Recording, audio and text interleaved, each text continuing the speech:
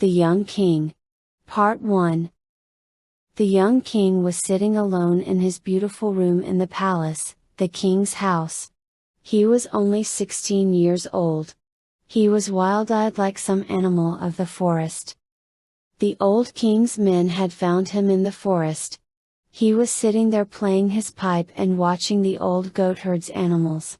This poor goatherd, keeper of goats, has brought him up, and he believed that he was the goatherd's son, but he was the child of the old king's daughter. The king's daughter had married a common man, a man far below her. Some said that he was a musician who by the magic of his playing had made her love him, others said that he was a painter, painting pictures on the walls of the great church in which kings were crowned. The princess showed him too much honor and suddenly he went away, leaving his pictures unfinished. When the baby was only a week old he was taken away from his mother's side while she slept. The goatherd and his wife had no children, and lived more than a mile away in the forest. The baby was put in their hands. The princess died. Her body was put in her grave in the graveyard of a little church outside the city. It was said that there was another body lying in that grave. The body of a strange man of wonderful beauty. His hands had been tied behind his back and there was a red wound over his heart. When the old king was dying he said, "My heart is heavy because of the great wrong which I have done. Do not let the crown pass away from family. Send for my daughter's child who is with the goatherd. He shall be king after me." When the boy was brought to the palace, he showed a strange love for all beautiful things. He gave a cry of pleasure when he saw the beautiful clothes and rich jewels which had been prepared for him.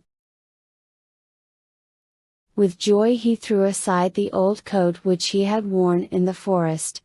Whenever he could escape from the long meetings with the great lords and captains who were his advisors, he wandered from room to room through the palace finding beauty everywhere. A rich merchant who had come to see the king, found him kneeling in front of a beautiful picture which had just been brought from Venice. On another day, he was found in a little room at the north end of the palace looking with wonder at the shape of the Greek god Adonis cut in a jewel. As he lay on his bed he was thinking of the wonderful coat woven of the gold thread which he would wear when he was crowned, and of his jeweled crown and scepter. The best artists in the world had planned them. And the workers were ordered to work day and night to finish them.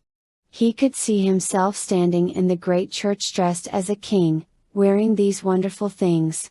His eyes closed, and sleep came over him, and as he slept, he dreamed. He thought that he was standing in a long and low room. All round him he heard the noise of weavers at their work.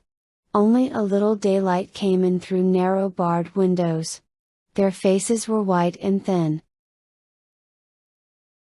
Little children were working with them. They were weak from hunger and their little hands shook. The young king went to one of the weavers and stood by him and watched. The weaver looked at him angrily.